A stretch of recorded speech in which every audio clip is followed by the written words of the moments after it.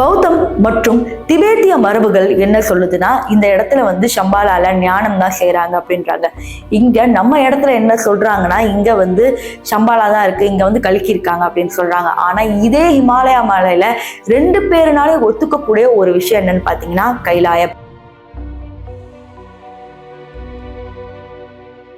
Mount Everest உச்சியை கூட தொட்டிட முடியும், ஆனா ஹிமாலயாவோட உச்சியை அவ்வளவு சீக்கிரம் தொட முடியாது. இதற்கு காரணம் சிவபெருமான் மேல இருக்கிறனால அதற்கு மேல நீங்க வந்து போக முடியாது. அப்படியே நீங்க முக்காவாசி நீங்க மேல ஏறிட்டீங்கன்னா கூட நீங்களே வந்து வயதான மாதிரி உங்களுக்கு தோற்றம் வரும், நகம் வந்து வேகமாக வளரும் அப்படிங்கிற மாதிரி சொல்றாங்க. இதற்கும் சயின்டிஸ்ட் ஒரு சில கூற்றுகள் சொல்லதான் இருக்கிறாங்க. ஏன்னா மேல போனா வந்து ஈஸியா அப்படி நடக்குது, இந்த ரீசன் தான், அந்த ஃபோர்ஸ் தான் அப்படின்னு சொல்லிக்கிட்டே தான் இருக்காங்க.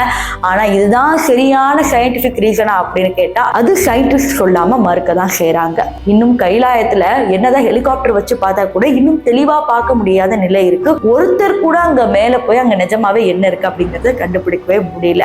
அங்கதான் யதி இருக்கு அப்படிங்கிற மாதிரியும் சொல்றாங்க. சோ இந்த ஹிமாலயத்துல இப்ப வரைக்கும் மர்மங்கள் நிறைஞ்சேதான் இருக்கு. இந்த மர்மங்களை ஒண்ணு கூட அவிழ்க்கவே முடியல.